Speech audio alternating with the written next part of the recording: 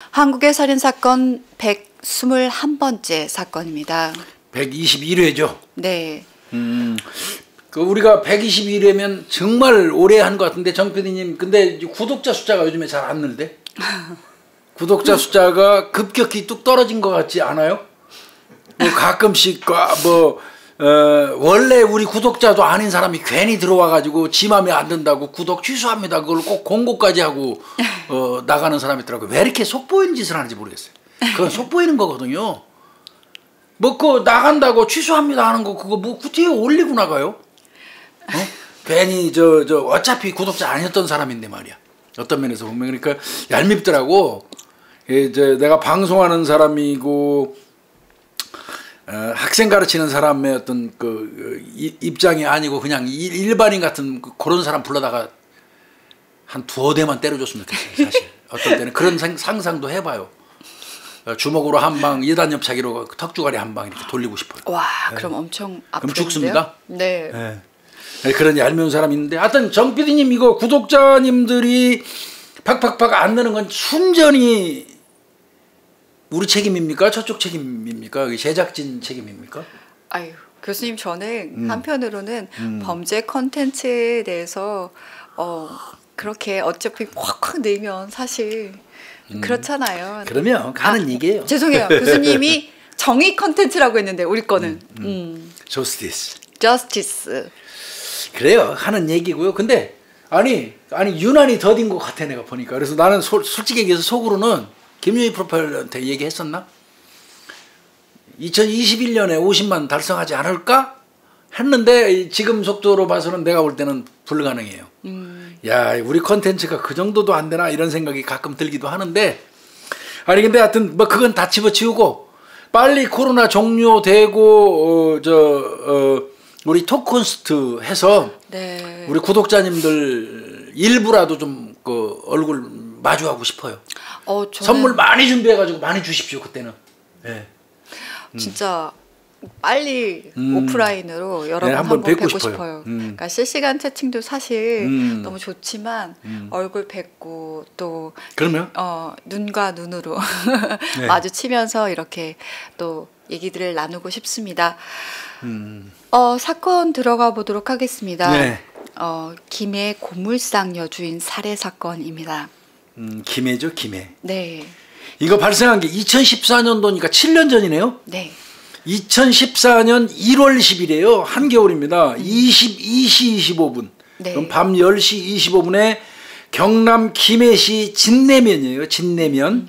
진내면에 있는 이제 아마 고물상인 것 같습니다. 네. 그 고물상에서 화재가 발생했다는 신고가 119로 들어와요.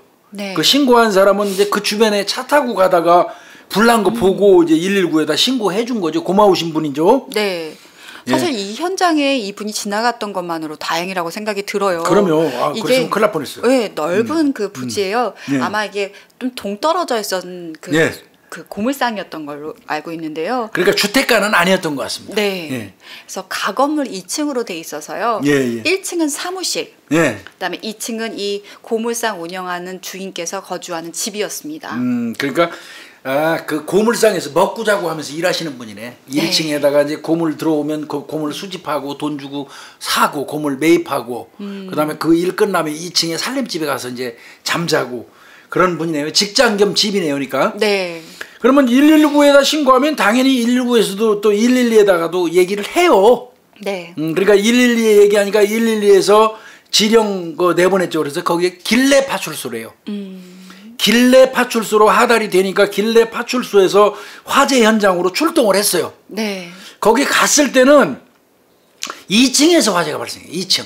그러니까 아래층이 아니네요. 그럼 살림집에서 화재가 발생한 겁니다. 1층으로는 아직 번지지 않은 상태예요. 네.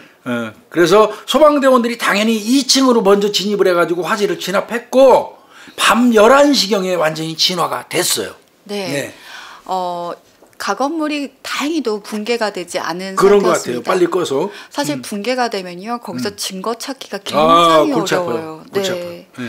근데 현장에서 도착을 해서 경찰들은 사실상 같이 불 끄는 거라고 생각을 하시는 분들도 아이고, 있으시더라고요. 경찰은 불 끄는 거 아니에요. 사실상은요, 그 통제를 하고요. 접근 못하게 사람들. 네, 그리고 주변인들을 이제 혹시나 이게 화재 사건인 것도 있지만 이게 방화 사건일 수도 있기 때문에 항상 주변을 살펴보면서 수상한 사람이 있나 또 관찰을 합니다. 불구경하는 사람 중에 불 질러놓고 지가 불 질러놓고 불타는 거 보는 범인들이 생각보다 많아요. 많아요, 교수님. 그게 이제 그 방화범의 어떤 심리 같은 거 나중에 한번 설명드리겠습니다만은. 네. 그래서 경찰들이 현장 나가면 불 났을 때 그 주변에서 불 구경하는 사람들을 은밀히 체크는 다 합니다. 네. 이거 저 유명한 예는 그 뭐 여러분들 다 아실 거예요. 유영철이가 해화동인가요? 아니, 네 번째 신사동인가? 사건. 맞아요. 예. 해화동 사건. 해화동이죠. 네네. 불 질러놓고 경찰 그 출동했을 때 그 주변에 있는 인근 건물 옥상에 가서 계속 지켜봤잖아요. 네. 그런 거 비슷한 거거든요. 그래서 주변인들도 경찰이 체크를 합니다. 그리고 경찰이 왜 같이 불을 안 끄냐고 이렇게 하시는 분들인데 경찰은 불 끄는 공무원은 아닙니다. 네. 또 그 불 끄는 거에 관해서 소방관이 특화되어 있는 것이지 경찰이 불 끄는 거 배우는 건 아니니까요. 네. 그래서 옛날에는요, 저도 현장 나가면 소방 측에서도 이렇게 계속 카메라를 해요. 돌려요. 네, 그 주변인들을 찍고 있고요. 저희 쪽에서도 이렇게 찍고 관찰을 하고 있었습니다. 이게 잔불 정리가 다 된 거는 11시쯤. 그러니까 완전 진화가 된 건 11시쯤이었는데요. 불 꺼놓고 큰 불 잡아놓고 다 꺼졌다고 생각되니까 이제 그때부터는 들어가고 잘잘한 불 끄는 거예요, 소방관들이. 예, 그래야지 또 불씨가 다시 살아나지 않으니까 그 과정에서 시신을 발견했는데 죽은 사람을 발견했는데 상태가 좀 이상했어요. 1층 천정에서 쏟아져 내리는 물이 있었대요. 2층에다 물을 뿌리니까 네. 2층에서 1층으로 물이 이제 그 방화수가 떨어질 거 아니에요. 근데 그 떨어질 때 일부 물에 핏빛을 띠고 있었대요. 소방관들이 볼 때. 그래서 좀 이상하다고 생각을 했었대요. 네. 그러면서도 이게 녹슬은 뭐 그런 건가 고물상이니까 그렇게 생각하면서 불을 껐는데 시신이 발견이 딱 되니까 이때부터 이거 뭔가 이상하다. 그럼 아까 1층에서 방화수 떨어질 때 핏빛이 잔뜩 묻어서 나왔는데 그게 실제 피였나? 이런 생각을 소방관들이 한 거예요. 네. 그래서 그 부분을 경찰한테 이 얘기를 해줬고요. 그러니까 경찰도 그거 받아갖고 감식반을 신속히 투입을 한 거예요. 네. 이거 잘한 겁니다. 네. 그래서 이제 감식반이 2층에 올라가서 확인을 해보니까 이건 살인사건 맞구나. 예. 라는 확신을 하게 됐습니다. 이게 왜 그러냐면요. 아까 이제 시신 상태가 좀 이상했다고 그랬잖아요. 네. 불에 타기는 했지만은 분명히 상처가 있는 곳이 보였어요. 거기에다가 제가 늘 말씀드릴게요. 살아있는 사람이 살아있는 상태에서 불이 붙어가지고 불에 이른바 솟아 타가지고 죽는다고 하면 투사형이 나와요. 네. 권투 선수나 저 UFC 선수들이 딱 이렇게 웅크리고 요거 준비하잖아요. 이걸 투사형이라고 그래요. 투사형. 이게 투사형이 나오는 이유는 근육이 오그라들기 때문에 네, 그렇습니다. 네. 산 상태에서 죽을 때. 그래서 이런 투사형 자세가 나오면 이건 살아있는 상태에서 탄 거예요. 근데 현장을 잔불 정리하고 봤을 때 이 사람은 반드시 누워있는 상태에서 투사형이 아니었어요. 그러면 불이 나기 이전에 사망했을 개연성이 높다는 뜻입니다. 네. 그러니까 그 부분을 소방관들도 그 정도는 알거든요. 그러니까 이제 이거 뭔가 이상했다 이렇게 생각해서 경찰한테 딱 연락을 했고 경찰도 빨리 감식반 투입해서 보니까 아까 얘기한 것처럼 검게 탄 그 여성 이 배 복부에 여기저기 이 찔린 상처 그리고 그 찔린 상처 밖으로 장기까지 노출돼 있는 그런 상황이었던 겁니다. 네. 이제 감식반에서요, 현장 상황 하나하나를 다 체크를 하는데요. 일단 바깥에서 현장을 보면요. 고물상 부지 안에 지어진 2층 가건물이고요. 조립식이요? 네. 그다음에 주변은요. 논밭이다 공장이 있었나 봐요. 그러니까 인적이 뜸한 곳이었기 때문에 그렇죠. 진짜 발견된 것도 행운이라고 생각을 할 수 있습니다. 네. 그리고 그 고물상이 양철 나무를 이렇게 둘러싸여 있었대요. 예. 그리고 내부에는 수집한 파지라든지 고물이 있었고요. 근데 고물상이다 보니까 출입문은 개방되어 있을. 그렇죠. 누구나 들락날락 해야지 고물 팔러 오는 사람들도 있을 거 아니에요. 근데 이제 고물상 특성상 문 열어놨어야지 맞는 건데 그렇지만 업무가 종료하면 당연히 그 문 닫죠. 업무 종료한데도 열어놓으면 밤에 잠잘 때 누가 와서 고물 다 실어가면 어떡해요? 그럼 철문을 이렇게 그냥 그렇죠. 철문이 있고 더더군다나 이중으로 했더라고 이분. 그 고물상에서 가지고 있던 1톤 트럭이 있대요. 트럭하고 본인들이 가지고 있던 승용차를 입구를 완전히 막는데요. 차 같은 거 끌고 들어와서 고물 막 실어갔거든요. 그러니까 그렇게 해야지 맞대. 평상시에 그렇게 한대요. 네네. 그런데 이때는 이상하게 막히지 않았던 거예요. 그러면 업무 시간이 종료되지 않았을 때? 그렇습니다. 그 얘기입니다. 제 말씀드리는. 그러면 이거는 적어도 퇴근 시간은 아니었다는 거죠. 네. 그러면 업무 중일 때 누군가 들어와서 범행한 거예요. 그렇게 따져야 되겠죠? 네. 당연히 저 트럭하고 승용차가 막고 있었는데 죽어 있었다면 저 1층에서 일하고 2층으로 퇴근하는 거지만 자고지간 퇴근이죠. 네, 네. 문 닫고. 네. 근데 문 안 닫혀 있어 트럭으로 안 막아놨다는 얘기는 안 닫았다는 얘기는 1층 일하고 있었던 거예요. 사무실에서 일하고 있었던 그랬던 겁니다. 일하고 높네요. 있는 사람을 공격한 거라고 봐야 돼요. 네. 그러면 여기서는 대충 좀 추정되지 않을까요? 1층으로 쳐들어와서 2층으로 도망가다가 2층에서 사망했지 않았을까 싶어요. 네, 네. 좀 더 자세히 보자고요. 네, 현장 그 감식은요, 진짜 밤 새도록 지속됐다고 하는데. 그렇죠. 밤 살인 사건인데 이건. 전 이거 너무 진짜 약간 실감 나면서. 알죠, 해봐서. 네. 그리고 특히 1월달에요. 예. 그 방화수가 뿌려진 현장은 엄청 추워요. 너무 추워요. 막 발이 진짜 얼어붙을 것 같고요. 엄청 추워요. 이거 이 얘기 하다 보니까 그 화재 현장 가서 났던 기억이 하나 나는데 말씀하신 것처럼 한겨울에 사건이 났는데 방화예요. 이 사건하고 유사해요. 형사들이 가가지고 너무 추우니까 에이 괜찮겠지 하고 저쪽 한켠에다가 좀 덜 젖은 그 어떤 그 나무 조각 같은 걸 놓고 요만큼 모닥불을 피웠어요. 그리고 쬐가면서 이거 했는데 집주인한테 박살났습니다. 그 집주인이 와가지고 여기서 불이 나가지고 사람이 죽었는데 니네들 여기다 불 펴놓고 그 모닥불 쪼이고 있냐고 할 말이 없었어요. 입이 100개라도. 그런 기억이 그때 참 뺨 맞을 뻔했어요. 근데 진짜 어느 정도냐. 근데 정말 춥거든요. 네. 그리고 이게 화재 현장은 특히 뭐가 그 철근이나 이런 게 솟아 있을지 모르기 때문에 또 유리가 깨질 수 있을지 모르기 때문에 등산화나 이렇게 단단한 신발을 신고 가요. 네. 그럼에도 물이 스며 올라오거든요. 그 방화수가. 그럼 너무 추운데다가 나중에 이제 화재 감식 반 분들 같은 경우는 이제 물 다 빠지고 그 젤을 다 이제 손으로 일일이 긁어요. 호미 같은 거. 맞아요. 근데 너무 추우시니까 진짜 막 오돌오돌 떠는데 그래서 이제 뭐 이렇게 핫팩 같은 거 아니라 이렇게 건전지를 넣어서 이렇게 따뜻한 조끼가 있는데요. 그거 자꾸 고장나요.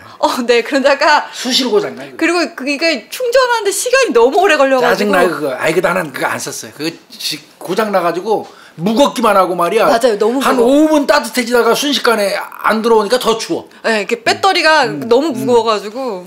그거 잘 안 쓰고 그러는 건 있었죠. 근데 그 안에서 진짜 조만한 모닥불 피웠다가 되게 혼났던 기억이 나네요.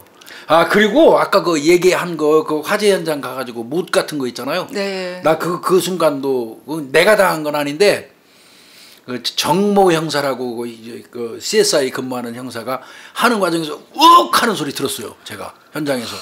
그래가지고 뭐야 하고 가보니까 신발 사이로 근데 운이 좋더라고요. 엄지발가락하고 두 번째 발가락 사이에 못이 이만한 게 이렇게 신발을 뚫고 이렇게 올라와 있어요. 정말 놀라셨겠다. 근데 그 친구 그 현장 작업화를 안 신었어요. 그날따라 급하게 오느라고. 그래도 운이 좋아가지고 발가락과 발가락 사이로 못이 이렇게 삐죽 올라와 있는 거 보고 본인도 그냥 그 신발이 벗겨졌더라고. 놀래가지고. 그런 경우 있는데 진짜 조심해야 됩니다. 우리 후배님들 지금 뭐 그렇게 안 하겠지만 작업화 같은 거 단단히 챙기고 가서 다치지 말아야 돼요. 그 파상풍 걸려서 사망하는 수도 있어요. 그리고 실제로 이건 있었던 사건인데요. 지금은 그런 일이 전혀 없어요. 근데 이제 화재가 진압되고 잔불이 정리가 되더라도 그 공기 안에 이산화탄소랑 이게 연기가 많거든요. 근데 이게 그때 큰 사건이었다 보니까 아마 그 지휘부에서 빨리 들어가서 감식하라 그랬나 봐요. 안 돼, 그거 절대 안 되는 거예요. 그거. 그래서 감식반들이 들어갔다가 거기서 다 쓰러져 가지고요. 그거 시킨 놈, 그 지휘부 그놈 혼내야 돼요. 그래서 그게 실제로 있었었거든요. 절대 다 진화되고 다 연기 빠진 후에 들어가서 그러면 그건 말도 안 안전하게 되는 간직하십시오. 밤을 새워서 아마 이제 오돌오돌 떨면서 아마 이 감식을 했던 것 같고요. 네.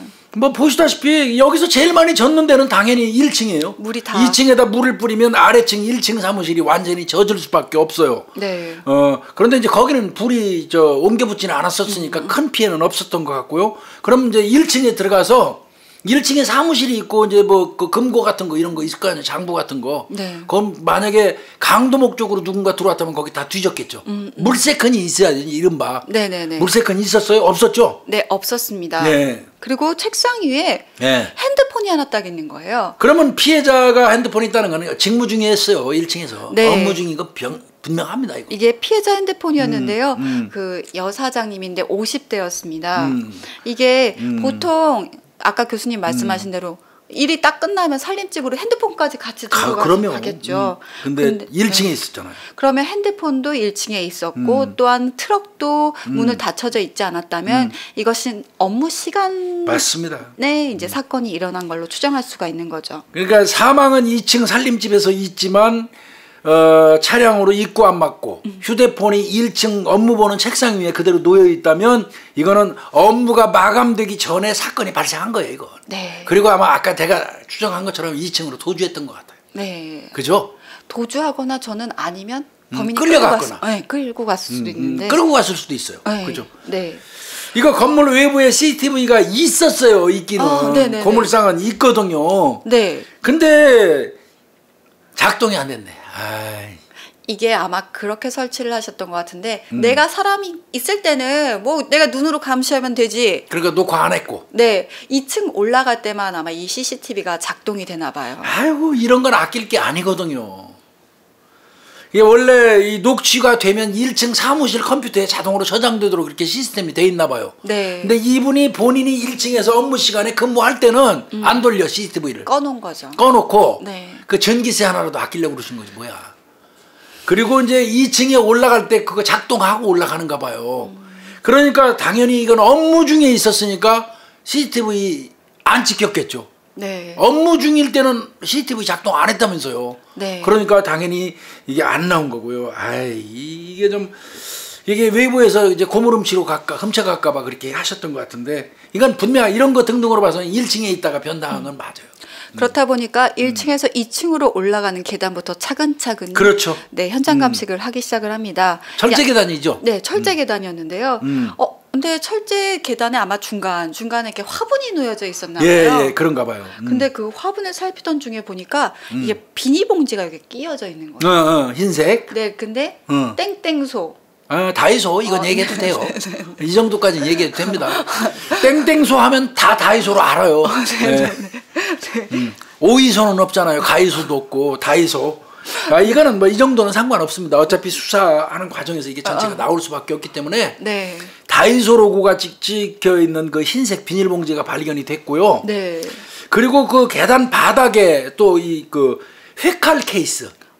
회칼 그 케이스 있잖아요. 이게 저 포장 박스 있어요. 네, 사면은 네. 그 케이스가 그것도 역시 다이소에서 파는 판매용품이에요. 그게 발견이 됐는데, 그러니까 비닐봉지 다이소 로고 찍혀 있고 네. 회칼 케이스에도 다이소가 찍혀 있으니까 이건 당연히 수거해가지고 지문 감식 의뢰를 하겠죠. 네. 왜 아까 칼에 맞은 걸로 보였잖아요. 네네네. 그러니까 이제 했는데 이거 이제 이거 제가 알아보는 과정에서 또 나온 건데, 요거 이제 계단에서 발견한 걸로 돼 있잖아요.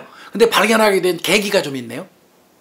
이 아들이 있어요. 이분이 같이 네네. 한 집에 살고 있는 딸하고 아들이 아들, 있는데 네. 아들이 이제 엄마하고 쌈박질 좀 불화가 있어갖고 밖에 나가 있었다가 그러니까 이제 안 들어온가 봐. 밖에 나가서 집에 엄마하고 이제 싸우고. 동안 이제 근데 이제 이거 엄마가 집에 불 나고 막 이랬다고 그러니까 아들이 온 거야. 왔는데 와서 보니까 막 엉망진창해 막 이러니까 화가 나가지고 계단에서 나오면서 거기 있는 화분을 벨길로 찼어요.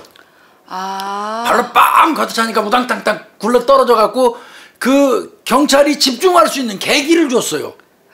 그 화분이라든지 계단 쪽에 거기서 차는 바람에 그때 발로 뻥 차가지고 화분이 굴러 떨어지고 비닐봉지가 날리면서 또 화분이 땅바닥에 떨어지고 그 바닥 즈음에 회칼 케이스가 보였고. 아, 이게 네. 어떤 건지 알 것 같아요. 네. 이게 바로 철제 계단 위에 있는 게 아니라 여기 밑에 그 뭐지 바닥이랑 연결된 부분에 헥칼이랑 그 헥칼 케이스 비닐봉지 그거는 한 중간 정도 있었고 헥칼 케이스는 바닥에 있었는데 그걸 2개 발견한 이유가 아들이 발로 차는 바람에. 그러니까 아들은 화가 나니까 이제 하고 발로 찼는데 거기에 또 경찰이 집중하고 사실은 그것 때문에 아들이 처음에는 용의자였었어요. 이거 일부러 그런 거 아니냐 이제 그런 용의자 됐었는데 여튼 비닐봉지하고 헥칼 케이스 지문 감식 의뢰를 합니다 경찰이. 네. 그러면 2층 우리가 1층에서 시작된 거라고 가정은 하지만 혹시 모르니까 2층의 현관 출입구를 봤더니 손괴 흔적이 없습니다. 그러면 잠기지는 않았다는 얘기잖아요. 네. 그리고 안쪽은 정말 화재로 검게 그을려 있었고요. 내부로 딱 들어가면 현관이 있습니다. 그리고 거실 겸 주방이 있고 그 옆에는 화장실이 있고 또 거실을 쭉 따라 들어가면 방이 2개가 있습니다. 하나는 딸방, 하나는 아들방. 네. 근데 이제 아들방에 이제 이 여성분이 사망해 있었던 거예요. 아들방에. 네. 이 거실도 그러니까 방 쪽에서만 많이 탄 거고 거실까지는 많이 안 번졌던 것 같아요. 그리고 가보니까 서랍장은 전부 열렸어요. 옷장 서랍도 다 열어놨어요. 이거는 물세컨이죠. 네. 119 대원들이 화재 진압할 때 본인들이 진압하는 과정에서 잔불 정리하느라고 이거 열었습니까? 하고 경찰이 당연히 물어봐요. 그쵸. 그랬더니 그 이분들 얘기가 아니다. 우리가 진입했을 때 이미 이 문들은 다 열려 있었다. 그러면 이건 강취나 절도범의 소행의 가능성이 많은 거예요. 네. 물세컨이니까. 네. 그리고 이때 진술 하나가 나옵니다. 옷장 아래에는요, 옷장 박스 아래 현금 200만 원이 들어있었다고 합니다. 이게 고물상을 하다 보면 사실 누가 현금 입금을 하거나 카드로 해요. 그냥 현금을 주잖아요. 그러다 보니까 항상 그 현금을 어느 정도 보유를 하고 있었나 봐요. 당연히 현금 보유해야지. 고물 팔러 오시는 분들한테. 그러니까. 이거는 이제 누가 얘기했냐면 한 사람은 2층 그 옷장 박스 밑에 이 서랍 속에 현금 200만 원 있다는 거는 2사람밖에 몰라요. 아들도 몰라요. 격리를 보는 그 고물상 격리를 보는 딸하고 그 사망한 피해자 2사람만 하는 거예요. 그러니까 딸이 와서 얘기했겠지. 박스 열어보고 여기에 돈 200만 원 있었는데 없어졌다.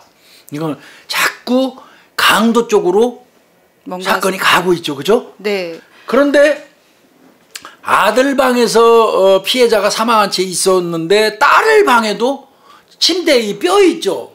그것만 남아 있고 싹 탔어요. 딸 방도. 네.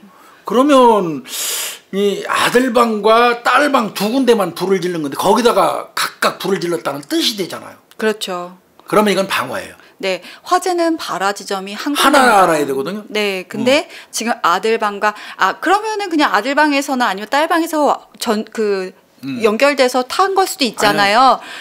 네. 공간돼 있어요. 분리가 돼 있다면 발화 지점은 2개. 그럼 이거는 틀림없이 방화입니다. 누군가 불 지른 거죠. 그러니까 아들 방에서 피해자 발견됐지만 딸 방도 탔다는 얘기는 효율적으로 태우려고 또 뒤지는 과정에서 하고 도망가려고 2군데에 불 지른 거예요. 딸 방에서 또 보면 침대 중심으로 탔는데 완전히 안 탔고요. 벽으로 이 불이 옮겨 붙는 그 자국 있잖아요. 이걸로 볼 때 침대에서 불 난 걸로 보이는 거예요. 그거는 구분할 수 있습니다. 네, 이게 저희 용어가 있는데 저도 잊어버렸는데 보다 보면 불길의 방향들을 다 알 수 있어요. 그러니까요. 네.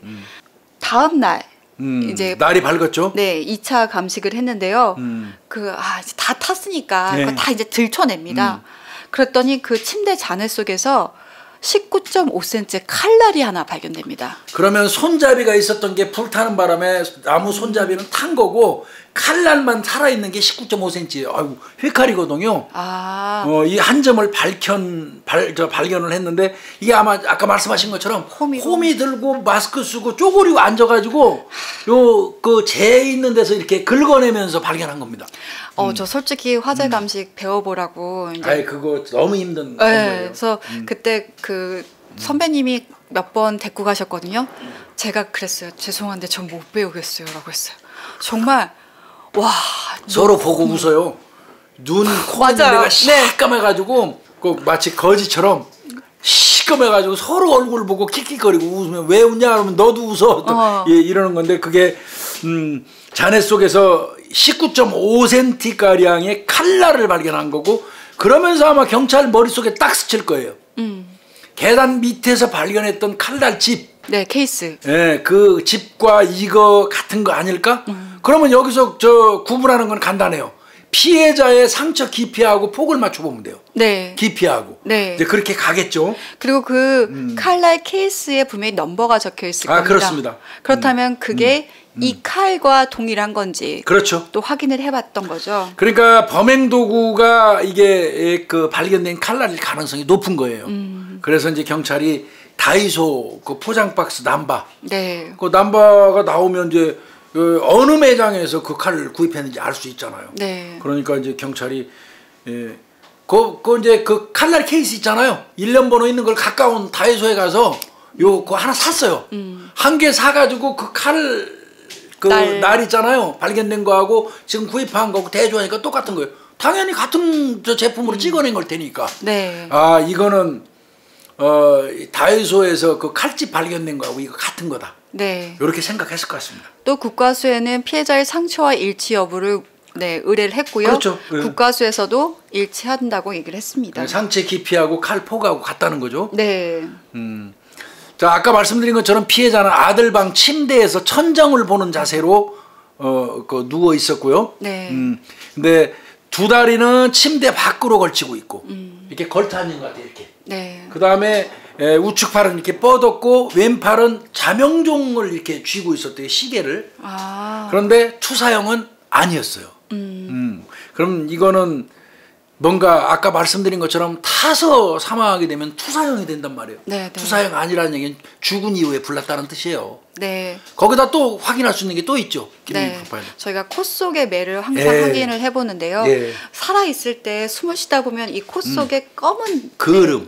연기가 들어가기 때문에 코 안쪽까지는 제가 만약에 검은 재가 있다고 하면 이건 살아있을 때 사망한 건데 안쪽에 희다라고 하면 이거는 사망한 후에 화재가 일어난 걸로 판단이 됩니다. 그러니까 아까 말씀드린 것처럼 자세를 봐도 투사형 아니고 그 다음에 뭐 코 속에서 매도 발견 안 되고 또 부검해가지고 기도하고 네. 폐까지 절개해서 그 흐름이 들어갔는지 확인합니다. 네. 그게 안 나왔어요. 그러면 이거는 이미 사망한 이후에 증거인멸을 목적으로 방어한 거라고 봐야 돼요. 네. 이거 거기다가 자창이 복부를 비롯해서 수십 군데예요. 많이 찌른 겁니다. 그럼 이건 명백히 살인 사건이죠. 네. 그리고요 여기서 중요한 거 나와요. 이거 나 이 얘기 이거 조사하면서 듣고 깜짝 놀랐어요. 자 피해자 사망한 사람을 싹 들어서 병원에 후송했죠. 네. 그 이후에 그 사람이 있던 자리를 살펴보는 건 무지하게 중요해요. 아, 네 밑에. 예. 그 자리를 살펴봤더니 허리 밑에서 타담한 자명종 시계가 나왔대요. 허리 밑에서. 그러면 이거는 자명종이 쓰러져서 덮인 거예요. 범인하고 다투거나 사망하면서 잡아가지고 혹은 자명종 시계를 잡고 뭔가를 쥐고 대응하려고 하는 과정이 있었던 거예요. 네. 그 자명종 시계가 타담한 그 자명종 시계가 허리 밑에서 나왔고 네. 그리고 거기 나온 거 진짜 중요한 겁니다. 시계 바늘이 9시 38분에 멈춰 있어요. 이건 굉장히 중요한 거예요. 이게 뭐지라고 생각하실 수 있는데요. 두 가지 가정으로 해볼 수 있어요. 이게 범인과 대치하는 상황에서 자명종이 충격을 받아서 그 시간에 멈췄거나 아니면 화재로 인해서 이 안에 뭐 이물질이 들어가거나 이러므로 인해서 멈췄거나 그러면 그건 범행 시간이지. 네, 그럼에도 불구하고 시간차가 좀 있다고 하더라도 이건 범행 시간인 거예요. 그래서 21시 38분일 가능성이 많은 거예요. 네. 아까 그 신고된 건 22시경이죠. 네, 22시경입니다. 예, 22시 25분경에 신고했잖아요. 네. 그러면 이거는 21시 38분경. 그러니까 이게 시신을 옮기고 난 다음에 그 시신 밑에 있던 자명종 시계의 바늘이 밤 9시 38분을 가리키는 걸 발견한 거는 정말 중요한 겁니다. 나중에 네. 용의자가 떴을 때 그 사람의 알리바이를 증명하는 데도 중요하게 쓰이거든요. 그래서 이 수사를 참 잘했다. 요건 여벌로 제가 좀 조사를 해왔어요. 네. 그러니까 이거 저는 자료 처음 봤어요. 네. 그리고 피해자가 아까 자명 오른쪽 시계. 네, 그 왜 함이었다고. 예, 함, 예, 이거 쥐고, 예, 네. 함도 이제 그 쇠조각도 포함돼 있죠. 타도. 네, 네, 네. 쥐고 있는 걸 봐서 대응을 한 거예요. 공격에 대해서 뭔가 들고. 그러면 그 정도가 된다면 자명증식의 그 어떤 외함 이렇게 자명증식에 똑딱똑딱 가잖아요. 네. 그리고 이렇게 함이 있고 네. 뼈대 같은 게 있어요. 그거 잡고 대응한 거예요. 그랬다면 가해자도 다쳤을 가능성이 있어 보여요. 네. 이제 그것도 차관에 놓는 거죠. 그건 이제 가능성. 나중에 혹시 용의자 발견되면 그런 상처 같은 것도 봐야 되잖아요. 그럼 사건 경위를 보면 일단 칼로 공격을 한 후에 인위적으로 방화를 두 군데 아들 방과 그렇습니다. 딸 방에 한 것으로 확인이 됩니다. 발화 지점이 두 군데라는 건 뭐 볼 것도 없어요. 이건 인위적으로 불 지른 거예요. 불 지른 거 방화예요. 네. 이제 그렇게 봐야 되고요. 자, 이제 부검했죠. 네. 2014년 1월 13일 이게 김해가 부산 근처에 있다 맞습니다. 보니까 부산과학수사연구소에서 했습니다. 피해자분은 155cm에 40kg 자그마하시네 됐습니다. 체구가. 네. 그다음에 머리와 목 부위에 열 손상. 이게 그래도 어쨌든 화재로 인해서. 네, 그렇죠. 네. 그러면 이제 피부가 열이 그 가해지면 터져져요. 늘어나다가 아, 네. 착착 터져집니다. 열 손상이. 이렇게 열렸던. 찢김 현상이 와요. 네. 피부에. 그다음에 목은 근데 골절은 없었습니다. 그럼 목졸라살이 한 건 아닌 거예요. 설골골절은 액살이면 설골골절이 거의 다 오거든요. 네. 그건 아닌 것 같고 가슴하고 배에 16개 자창이 있어요. 그러니까 이 나쁜 놈의 새끼 엄청 마구 찌른 거예요 이거. 거기다 등도 10군데 정도 돼요. 그러면 도합 한 26개 6번 정도 찔렀다는 얘기예요. 어? 작은 거는 1.3cm, 네. 그 최대 7.5cm, 깊이가 4cm에서 7.5cm 들어갔어요. 엄청 그러니까 힘이 있는 놈이 마구잡이로 막 찌른 거예요 이거. 그 다음에 다수의 배인 상처도 있어요.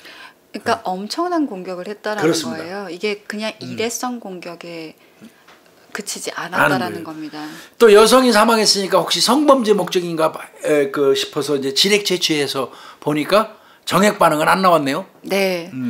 그리고 아까 우리가 투사형 그리고 네. 뭐 코 속에 매 그리고 폐 속에 있는 뭐 그 매까지 확인을 하지만 또 하나 더 확인합니다. 네. 혈중 이산화탄소의 그 함량인데요. 그 헤모글로빈 농도가 음성으로 나왔습니다. 그 일산화탄소가 되어 있는 게. 그러니까 일산화탄소, 헤모글로빈 농도 두 개 다 측정하거든요. 네. 이게 죽었을 때 죽은 이후에 불난 건지 살아있을 때 불난 건지 측정하기 위해서 그런 겁니다. 이건 명확하게 방화 이전에 사망한 걸로 나온 거예요, 이건. 네. 사인은 가슴 부위에 찔린 상처. 그렇겠죠. 막 26번을 찔렀는데요. 이건 명백히 살인사건입니다, 이건. 볼 것도 없이. 네. 난리 났겠죠, 이제, 경찰. 자, 이제 탐문을 합니다. 아까 딸은 여기서 격리로 일한다고 했고요. 예, 예. 아들도 고물상에서 일을 합니다. 자, 한 명 한 명씩 한번 조사를 해보겠습니다. 피해자 가족은요, 아들과 딸만 있는데요. 남편은 1년 전에 사별했습니다.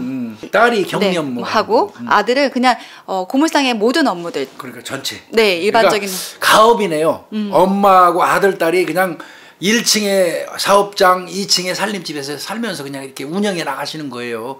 근데 아까 말씀드린 것처럼 아들은 그 직전에 싸움 나가지고 잠깐 집 나가 있었어요. 네. 그 바람에 아들이 용의자 됐었어요. 더더군다나 또 증거물이라고 할 수 있는 다이소 칼집하고 다이소 비닐봉지를 발로 뻥 차갖고 흐트렸잖아. 그러니까 경찰이 유력한 용의자로 봤을 때요. 그래서 네. 아들 알리바이는 엄청 조사했다고 그러더라고요. 네. 네. 근데 여기가 가족이 운영하는 게 맞습니다. 시동생과 친동생도 이 고물상에서 일을 합니다. 그러니까 피해자의 남동생. 네. 그러면 그 아들, 딸 입장에서 볼 때는 외삼촌. 외삼촌. 그 다음에 시동생이면 작은아버지. 네. 네. 네. 그러니까 이게 뭐 사돈까지도 다 붙어가지고 가업으로 고물상에서 다 일을 했던 것 같아요. 그럼 네. 전부 다 조사해요, 이 사람들. 네. 일단 그럼 알리바이를 조사를 해봐야 되겠죠. 예, 예. 딸은 딸 왜 그 당시에 왜 없었지? 그때 남자친구와 저녁 식사를 하고 있었다고 합니다.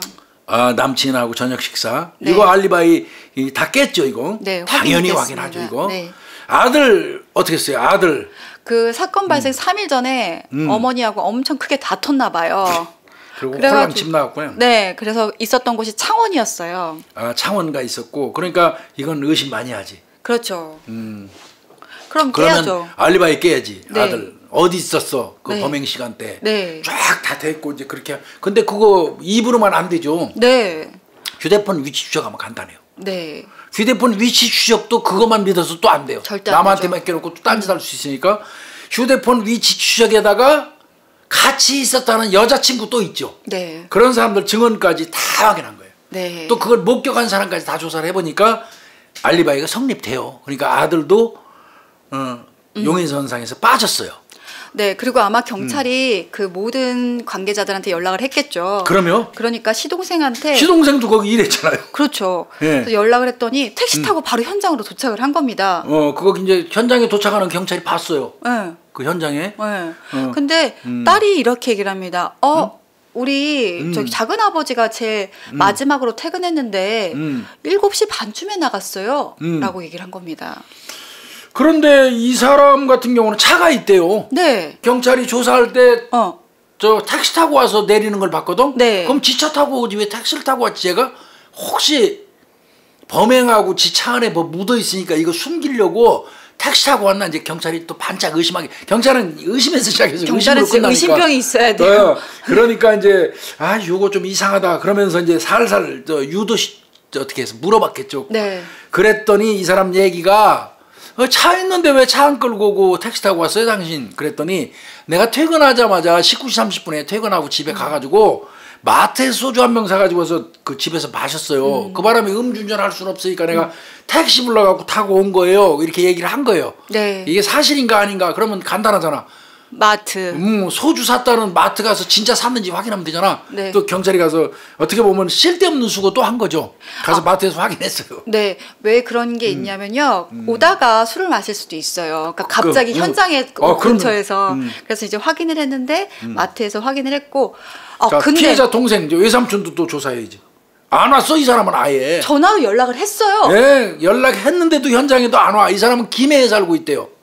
김해 근처잖아요. 예, 전화로 연락했는데도 안 온다는 거요. 그러니까 경찰이 몰라. 이제 딸, 아들, 그 다음에 이제 시동생까지 했는데 실제 피해자 동생. 네. 아들, 딸 입장에서 외삼촌. 요거 좀 이상하거든. 그 근처에 사는데도 오라고 그랬는데도 오지도 않고. 그러니까 경찰이 못 기다렸어. 이거 안 오는 거 이상하다. 야, 쫓아가봐 그 집으로. 그 경찰이 급히 글로 갔어. 가가지고 한 30분 거리래요. 네. 현장에서. 그 딱 갔더니 잠자고 있어. 연락했는데. 이거 말이 안 되는 거지. 잠잔다는 게. 누나가 사망하고 불이 났는데 자기 일터가. 그때는 엄청 의심했다고 그러더라고.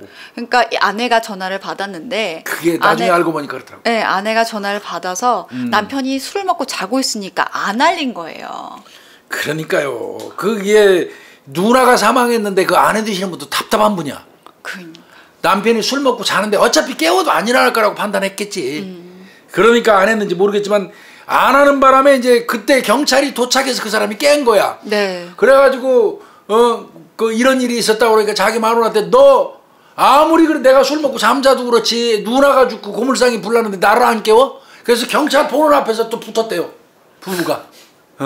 아니 이게 사실은 부부가 짜고 이제 시간을 벌기 위해서 증거인멸을 하기 위해서 그런 걸 수도 있잖아요. 네. 근데 가는데 현장에서 딱 보니까 그게 아니야.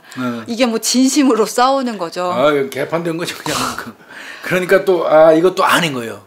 그러니까 이게 이런 사건이 하나 발생하면 이제 헛다리 짚는 게 태반 이상이고요. 네. 그래도 끊임없이 털어가야 되니까. 제가 늘 말씀드리지만 수사는 털어내는 과정 속에서 마지막에 남는 놈이 범인이에요. 혹은 수사는 반대일 수도 있어요. 이만한 갖다 놓고 퍼즐을 하나하나 갖다 맞춰갖고 완성됐을 때 범인이고 네. 아니면 하나하나 털어나가면서 네, 마지막에 남은 놈이 범인이고 네. 이제 수사는 그렇게 보시면 되고요. 네. 또 당연히 블랙박스 봐야 되죠. 블랙박스. 딸이 차가 있거든요. 아. 고물상에 세워놨으니까 블랙박스 딸 블랙박스 보면 짱이지. 근데 이 딸도 동작이 안 돼요. 블랙박스. 네. 그러면 지금 고물상에 있는 CCTV 그리고 블랙박스는 작동을 하지 않았습니다. 네.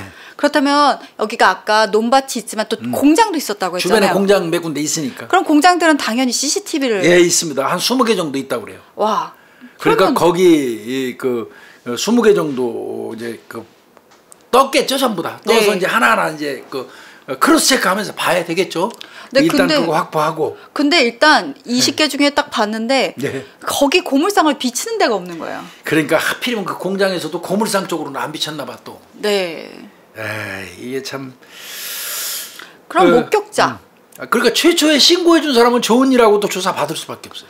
네. 그래도 신고하셔야 됩니다. 이분한테는 그러니까 우리 저 직원들 분명히 아셔야 돼.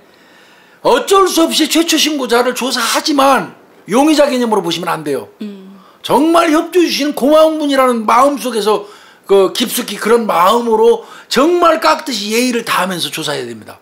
네, 사실 최초 설명도 드려야 되고요. 맞아요. 조사하는 이유를. 최초 신고자가 용의자인 경우도 종종 있기 때문에 있어요. 예, 해야 돼요. 하기는. 네, 그렇지만 그거는 겉으로는 그래도 친절하게 대하고 예의로서 갖춰야 되는 거고요. 마음에 의심이 있다면 또 그거는 수사를 통해서 풀면 되는 문제거든요. 근데 이 조사 잘했어요. 네. 화재 신고한 분을 정중하게 모셔다가 조사를 받는 과정에서 그분이 하나 툭 던진 건 있어요.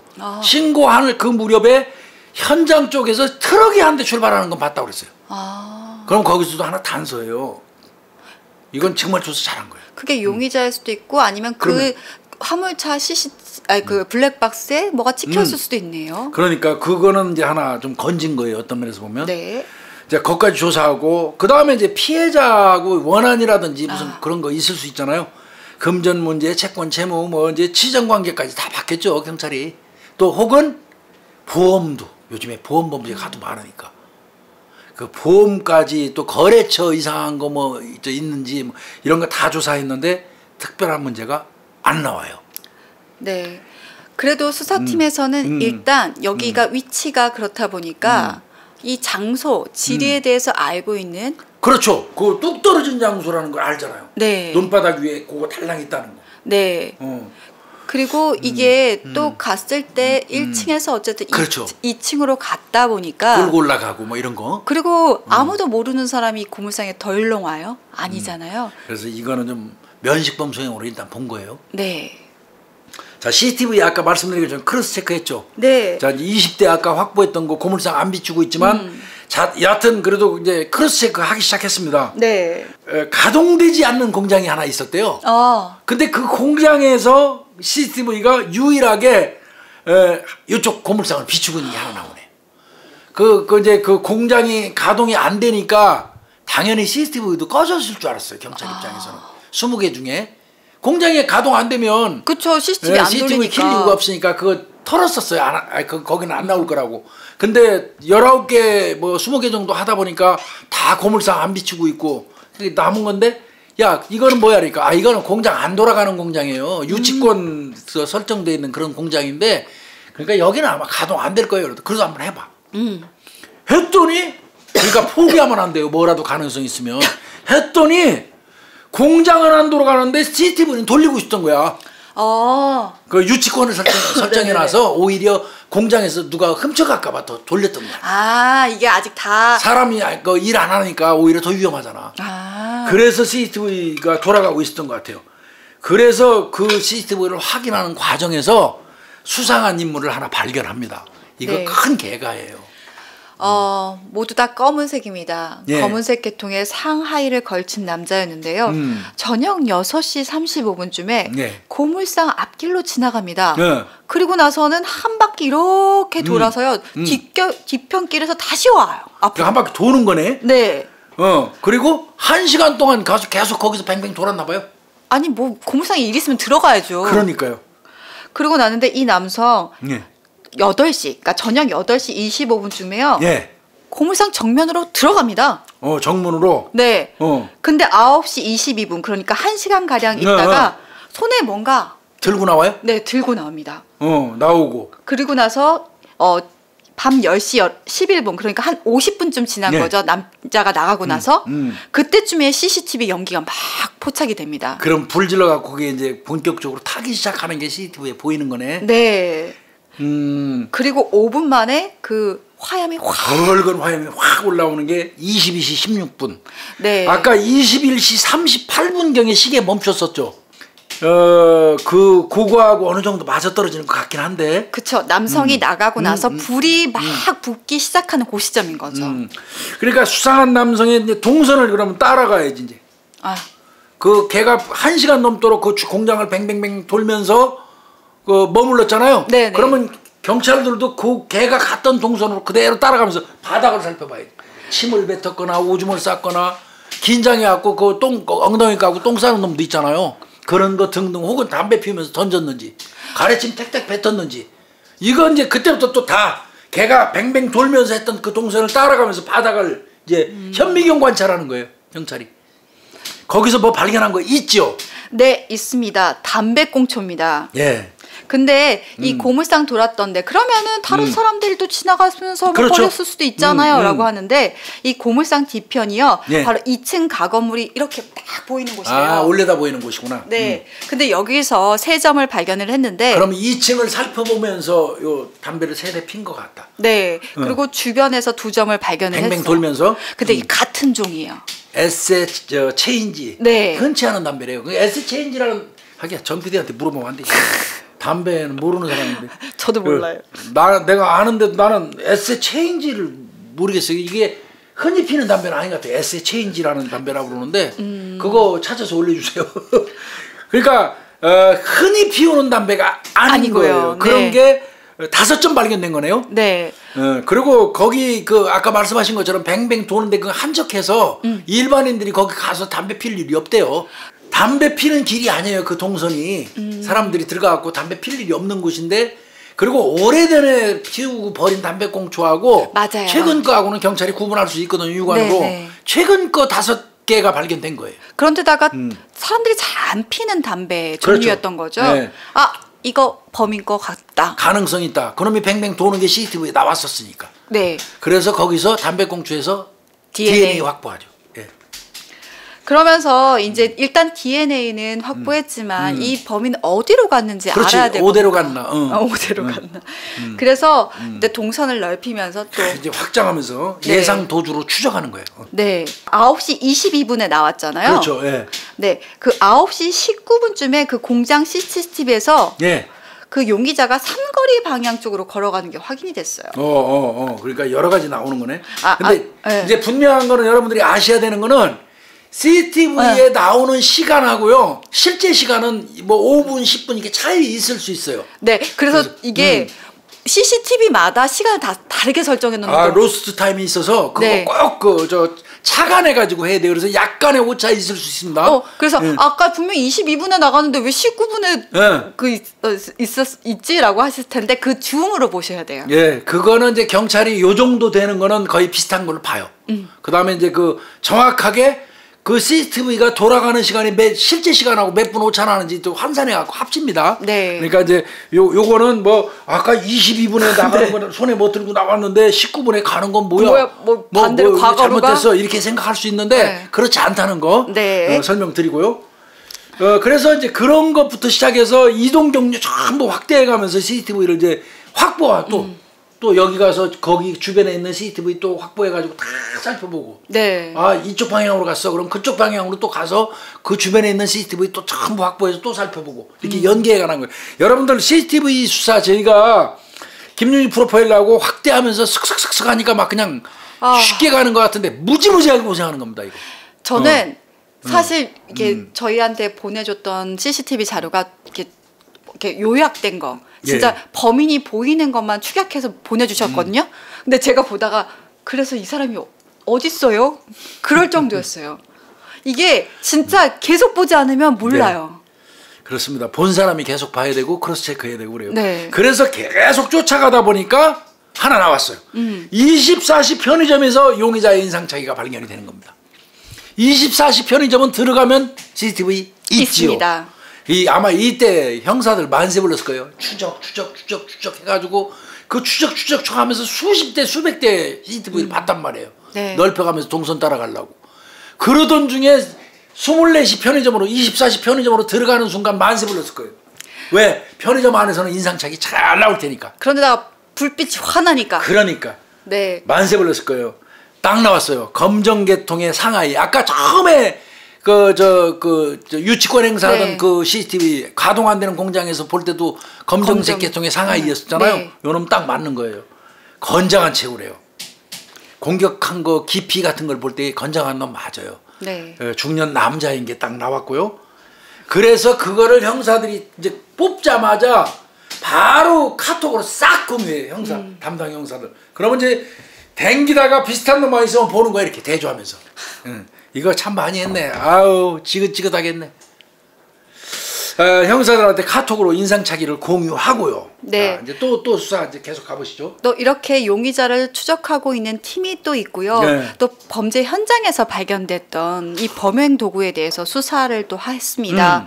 이 칼날, 네. 이게 다행인 게 다이소에서만 팝니다. 맞습니다. 다이소 판매예요. 네. 그러면 다이소가 전국에 한 400여 개 매장이 된다고. 그러니까 이게 사건이 발생했을 당시 지금 더 늘었을 거예요. 그 매장 중에서도 전체를 다 볼 수는 없고 또 전체 나중에 안 되면 확대하겠지. 네. 그렇지만 우선은 부산 경남 지역 또 네. 울산 지역 한 3군데 빼보니까 28개 정도 되더래요. 이게 20개 만만치 않은데. 그래서 그 28개 업체로 형사들도 다 급파한 거예요. 네. 그래서 가가지고 이제 기간을 정해서 봐야 되겠지. CCTV 보는 거예요. 네, 그러니까 왜냐하면 그 칼을 사갔을 만한 그렇죠. 사람들을 다 인상착의를 확보해야 왜 되니까. 그러냐면 24시 편의점에서 인상착의 내 카톡에 들어있잖아. 네. 그거 들고 28개 다이소 매장 가갖고 다이소 매장 이제 날짜는 특정해야지. 12월 한 1일부터 따지는 거야. 거의 한 달치요. 네, 어쩔 수 없어요. 그건. 오래전에 사갔을 수도 있잖아요. 네. 그러니까 12월 1일부터 일단은 그것도 안 나오면 이제 그 이전으로 또 가야 돼요. 한 달 더 앞에 가고 한 달 더 앞에 가고 이렇게 봐야 돼요. 하여튼 12월 1일부터 다이소 매장에 와서 칼 사간 사람 그 사람이 인상착의가 내 휴대폰에 뜬 사람하고 같은 지역으로 보는 거예요. 다다다다 아마 엄청 눈이 아팠을 형사들 것 같아요. 28군데 가서 이제 확인한 거예요. 그러다가 발견했죠. 네, 사건 발생 일주일 전에 부산 서부터미널 다이소 매장에서 예. 이 용의자가 칼을 사는 게 발견이 됩니다. 이 상계 1월 3일이네요. 네. 1월 3일 날 20시 10분 밤 8시 10분에 이놈이 매장을 이렇게 들어와서 돌아다니더니 칼을 딱 집어요. 그래 그 칼 구입하는 게 딱 나오는데 그 CCTV하고 24시 편의점 거하고 맞춰보니까 똑같은 사람이에요. 그때 또 더 선명하게 나온 게 뭐였냐면 얘가 점퍼를 입었는데 점퍼 앞에 세로줄 무늬가 흰 게 있대요. 그거는 좀 특이하다는 거예요. 네, 그렇죠. 그런데 그게 딱 맞더라는 거예요. 그러면 부산 서부터미널에서 다이소 매장에서 칼 산 놈이 범인인 거예요. 네. 그러면 다이소 매장에서 칼 외에 뭘 샀나? 또 나오죠, 딴 거. 네, 칼과 장갑 그리고요 검정색 비니 모자 이렇게 쓰는 네. 거. 그리고 카드 썼으면 이 새끼 금방 찾는데. 현금 계산했네요. 이건 무조건 계획이죠, 뭐. 네. 네. 그러면 부산 서부터미널 다이소 매장이면 요놈 터미널 이용했을 가능성이 높아요. 네. 그지요? 네. 예. 그래서 일단 확인을 해보니까 터미널에서 진짜 이 표를 구입한 게 딱 찍혀요. 터미널 CCTV 당연히 본 거죠. 네, 이 범인이 다이소 매장에 들어가기 전에 이미 표를 구입을 해가지고요. 버스표. 네, 버스표를 샀는데 이때 확인해 보니까 이게 진례행 아까 범행 났던 그 장소. 네, 거기로 가는 버스였습니다. 그러니까 이놈이 다이소 매장에서 얼굴이 나왔잖아요. 그런데 그게 터미널 근처예요. 네. 그러면 경찰이 이 터미널 쪽에서 이놈이 어딘가 갔을 거다. 그래서 터미널 CCTV를 깠더니 터미널 CCTV에 나온 게 다이소 매장 가기 이전에 이미 버스표 구입하는 게 나와. 진례행으로 가는. 네. 그리고 버스표 구입한 다음에 그러니까 이거 맞다. 고물상을 타겟으로 삼았다. 네. 고물상이 있는 진례 행 버스표를 이미 구입하고 범행하기 위해서 인근에 있는 다이소에 들어가서 칼, 장갑, 비니 모자 산 거예요. 네, 이거는 타겟팅한 겁니다. 네, 일단 피해자 자체를 타겟팅을 먼저 그런 했어요. 거네요. 아는 거예요. 면식범 맞는 것 같습니다. 네. 그러면 경찰 입장에서는 그때 표 파는 거 그놈이 앉았던 자리 나오죠. 네. 그래서 진례행 20시 45분 출발 버스였대요. 예. 그래서 이제 그거 확인하고 그 버스 내부에 CCTV 근데 네. 아이고 늦었어요. 근데 저 이게 깜짝 놀라서 너무 기간이 짧았는데 네. 이게 버스 CCTV 같은 경우는요 7일 정도밖에 보관이 안 된다고 합니다. 그렇대요. 근데 이게 진짜 딱 8, 9일 정도쯤 되었을 때였던 것 같아요. 그러니까 딱 꽝친 거 이때 진짜 너무 실망했을 것 같아요. 형사. 근데 형사들 정말 여기서 끊지 않습니다. 여기서 끊기지 않죠. 네, 의지 대단합니다. 열정 대단합니다. CCTV 없으면 버스 표가 있잖아. 그렇지. 그 버스표는 김용희 프로파일러 우리 다 할 거야. 들어가면 원장으로 이렇게 나오는데 반을 쪽재 가지고 버스 그 기사분한테 기사분이 가져가고 하나는 놔주잖아. 네. 그러면 쪽 한 장짜리를 쭉 쬐을 때 그 찢은 그 부분은 기사분이 수거해가지고 가지고 있을 테니까 거기서 지문 찾자. 네. 이제 이렇게 된 거예요. 왜 옛날에 그 통행권에서 네. 지문 다 찾는 네. 거랑 똑같은 거예요. 그러면 이거 승객 보관용 말고 버스 기사분이 회수한 그 부분에서 지문이 있다 이거. 그래가지고 창고로 가요 이제 그 회사 창고로 버스 회사 창고로. 그런데 이 창고에서 이 표 정리를 안 해요. 그냥 당일날 들어온 거 막 뭉쳐갖고 마대자루에다가 그냥 집어넣어서 그냥 쌓아놓는 거야. 그러면 별 수 없어 형사들이 그 창고 들어가갖고 마대자루에 있는 버스표를 다 부어가지고 거기에서 아까 그 20시 45분 출발하는 버스 그 진례행 버스의 그 좌석 지정 좌석 번호 있잖아요. 네. 그 좌석 번호를 남발을 찾아야 되는 거예요. 눈 빠지죠 이거. 어마어마하게 많을 거예요 여기게. 그런데 찾았을까요? 못 찾았을까요, 교수님? 찾았어요. 못 찾으면 말이 안 되죠. 네. 고생은 뒤지게 하겠지만 찾긴 찾죠. 네. 그래서 그 해당 좌석표 바로 과학수사 쪽으로 가져갑니다. 네. 네. 야 여기서 야 이제 쪽지문이라도 게임 끝났다고 봤을지도 몰라요. 네. 지문만 나오면. 자, 좀 일부라도 한번 검출해봐라. 그런데 정말 일부가 나왔는데요. 그거는 근데 특징점이 안 나왔어요. 지문 일부가 나왔는데 쪽지문. 그러면 신원 파악 실패입니다. 와. 고생은 정말 무지무지하게 많이 했는데 네. 수사는 다시 원점으로 또 돌아갑니다. 이제 그러나 인상착의는 나온 상태고요. 네. 다시 시작입니다 수사. 이때 무지무지 허탈했을 겁니다. 그러면 이때는 칠판에 다 적어보겠죠. 네. 도대체 그렇다면 한번 특징점 우리 한번 잡아보자. 다시 확실한 것 지리감이 있는 자. 자 이제 진례행 완전히 피해자 타겟팅했다면 면식이 있는 사람. 아 맞아. 아 그리고 현장 주변은 분명히 농밭 공작밖에 없다. 그럼 지리감이 있는 놈이고. 네. 이건 우연히 지나가다 범행한 건 절대 아니야. 진례행을 선택했고 진례행 버스 끊어놓고 범행 도구 준비한 거는 분명히 여기 아는 놈이에요. 그리고 여러분 이거 있어요. 고물상을 타겟으로 그 범행을 했다라는 건요 아는 사람이에요. 그러니까 그 고물상 그 특징을 아는 사람이에요. 이 돌아가는.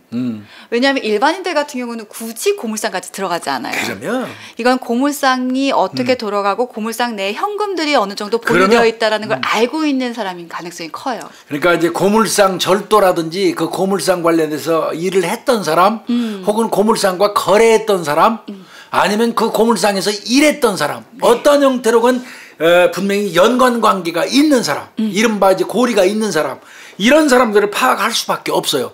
그러니까 이제 강력 사팀에서 그거 하는 과정에서 곰곰이 생각하니까 강력 사팀이 2013년도에 이 고물상하고 연관된 사건이 하나 딱 떴어요. 이게 기억이 났어요. 이를테면 이제 검색했겠죠. 그렇죠. 피해자였건 고물상에서 무슨 잘못을 해서 입건은 됐건 이 고물상과 가해자가 됐건 피해자가 됐었건 뭐 참고인이 됐었건 고물상이 경찰 수사에 연관된 건 다 떠요. 그 가만 생각하니까 강력 사팀에서 2013년도에 취급한 사건이 하나 있는데 그게 절도 사건이었거든요. 어떤 사건이었냐면 어떤 사람이 지가 댕기는 회사에서 그 이 철강 회사를 댕기고 있었는데 그 철판을 몰래 훔쳐다가 이 고물상에 팔은 적이 있어. 그리고 이 고물상에서 이제 파는 것 때문에 걸려갖고 처벌받은 사례가 있는 사건을 취급한 적이 있었어. 강력 사팀이. 네. 그때 이 고물상에다가 그 철강, 지가 댕기던 회사에 있던 그 철판, 요거 빼돌려갖고 팔아먹은 놈이 박씨인데 37살 먹은 사람이 있었어. 그때 100만 원어치 팔아먹었거든. 아까 중년 남성. 그러니까 혹시 이 박씨? 이제 이렇게 된 거예요. 왜 면식은 있다고 우리가 판단하고 수사하니까. 네. 그래서 박씨를 이제 용의자로 보고 이제 속된 말로 이제 그 압축에 들어가는 거죠. 근데 아까 1년 전에 분명히 이런 절도 사건이 있었으면 이 사람은 어디가 있나?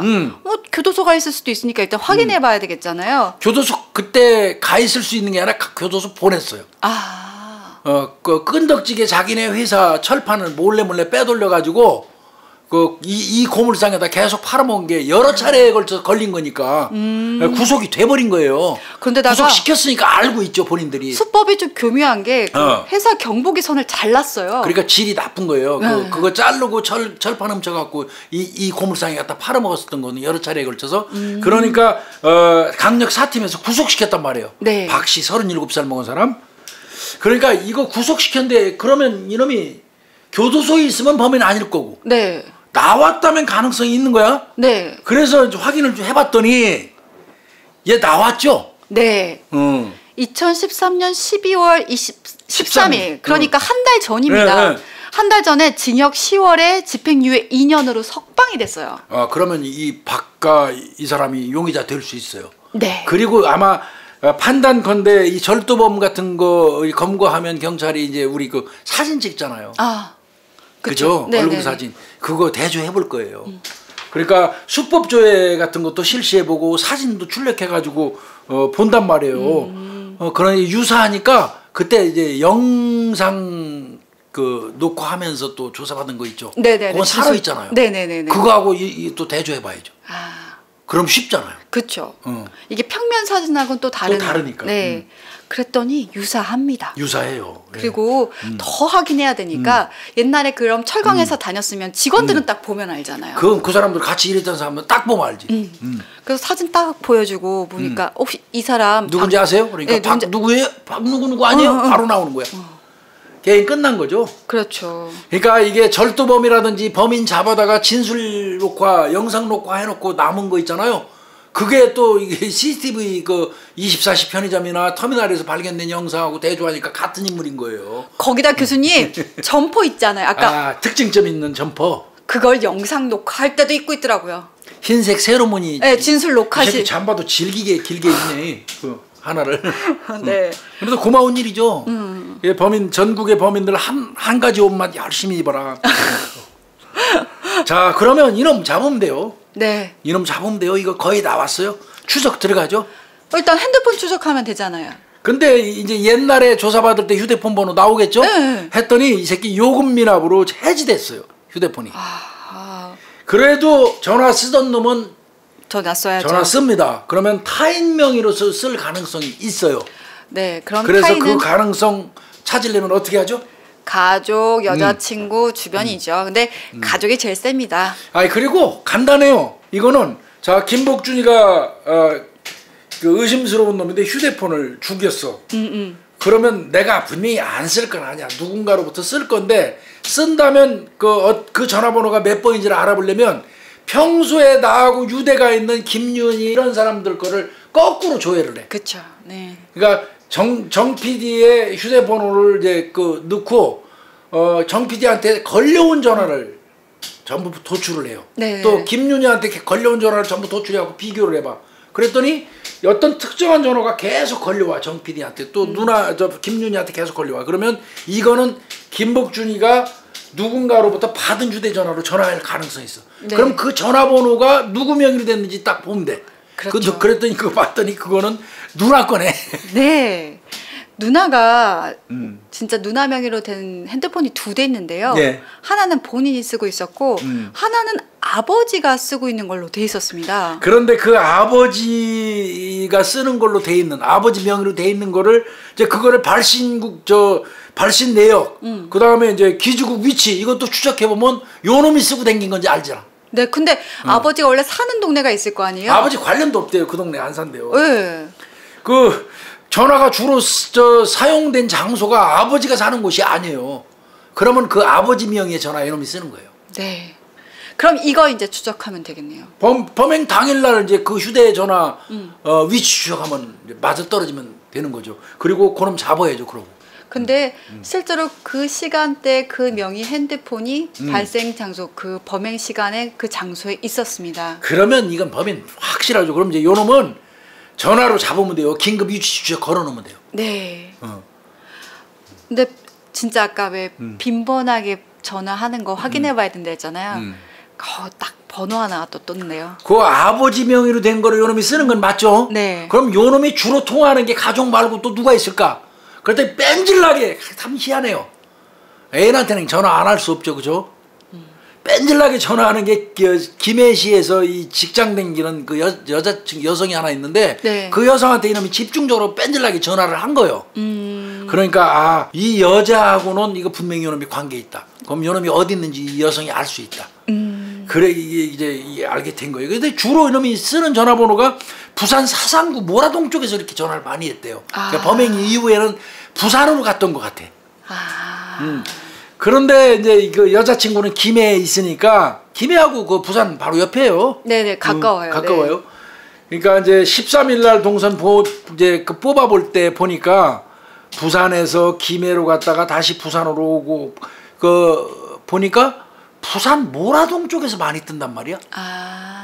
그러면 애인한테 잘못 접근하면 애인이 얘기해줘서 도망가니까 애인은 따로 그 멀리서 관찰하는 형태고, 그리고 애인하고 전화 통화를 주로 했던 장소가 어딘가 보니까 부산 모라동이에요.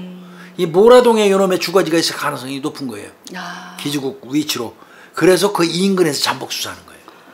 잘 말씀드리지만 대도시 지역은 반경 30에서 50m가 원을 그렸을 때 나와요. 네. 그럼 뻔해요.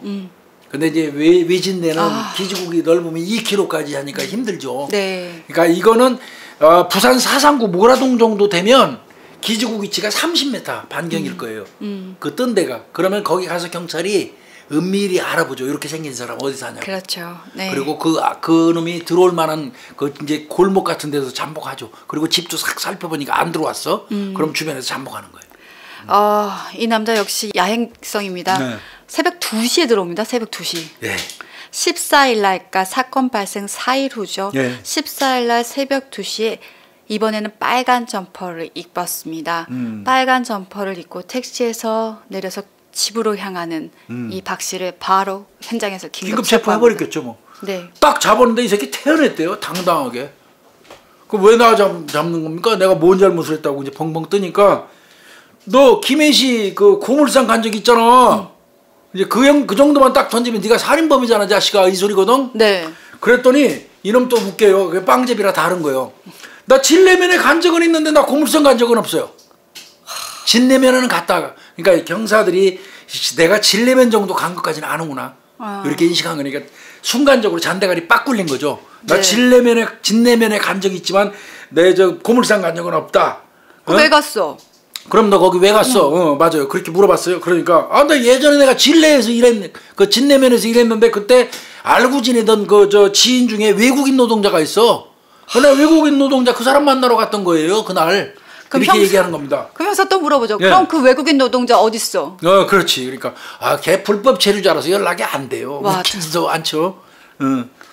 그래서 경찰이 그래? 진짜 똥 싸는 소리 하고 있네. 이제 그랬겠죠. 그러면서 경찰이 딱 착안한 게 있어요. 이 새끼 검정색 그 점퍼 입고 세로 줄무늬 있는 거 입고 댕기던 놈인데 그것만 찾으면 게임 끝인데 뻘공 잠바랑 여기서 또 뒤집어 쓰고 왔단 말이야. 그러니까 경찰이 요 새끼 봐라 이거 바꿔치겠네. 그러면 요 새끼 빨간 잠바는 그 CCTV에 잘 드러나잖아. 네. 요놈 동선을 빨간 잠바로 한번 동선을 역주행해보자. 요렇게 생각하는 게 경찰이. 그럼 이게 분명히 갈아입은 시점이 있을 테니까. 그렇죠. 이거 무지하게 힘든 거지만 그렇게 또 갔어요. 네. 그리고 이제 일단 이놈이 입었던 빨간 점퍼 있잖아요. 네. 그거는 이제 확인해요. 어디서? 상표 확인해, 상표. 상표를 딱 확인했더니 그 빨간 점퍼는 홈플러스에서 주로 파는 거래요. 중소기업체에서 만들어가지고 홈플러스만 납품하는 옷이래요. 그러면 이 새끼는 보나마나 홈플러스에서 이거 샀을 거라고. 네. 그러면 홈플러스 CCTV 뒤지면 되잖아. 네. 이게 참 경찰이 참 힘들어요. 그러니까 그리고 휴대폰을 갖고 다녔으니까 분명 그 휴대폰 뜬 지점과 홈플러스가 있는 지점이 그렇죠. 있을 거야. 그러니까 휴대폰 딱 봤더니 김해시 외동이 나오는데 외동 쪽에 홈플러스가 있대요. 그러니까 경찰이 외동에 있는 홈플러스로 또 달려갑니다. 그래서 또 CCTV 봐야죠. 깝니다. 네. 그랬더니 거기서 옷 사는 게 맞아요. 이 새끼 들어올 때는 검정 점퍼 세로 줄무늬 있는 거 입고 들어오더니 그 홈플러스에서 빨간 점퍼를 사. 그리고 옷을 사가지고 화장실로 가는 게 보여? 네. 조금 있더니 화장실에 나올 때 보니까 그거 갈아입었어. 검정색 옷은 정문 앞에 있는 쓰레기통에다가 버려요. 그럼 빨리 가봐요. 근데 이미 그 찾으러 갔지만 그 옷 같은 거 버렸는데 홈플러스 측에서 회수해갖고 소각해버렸어요. 그러니까 그건 못 찾았어요. 그러나 그것까지 찾은 거예요.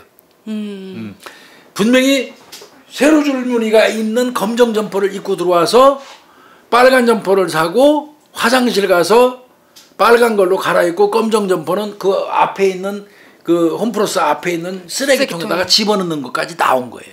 네. 그러면 뭐 어느 정도 다 나왔죠. 자, 이 정도 되면 여자친구 감시만 할 필요 없죠. 그렇죠. 여자친구 여자친구가 조사해야죠. 네, 확인을 해봐야 되잖아요. 그리고 범행 이후에도 만났던 것 같으니까. 그러니까 그리고 범행 당일날 동선 파악하려면 여자친구 만나면 되잖아요.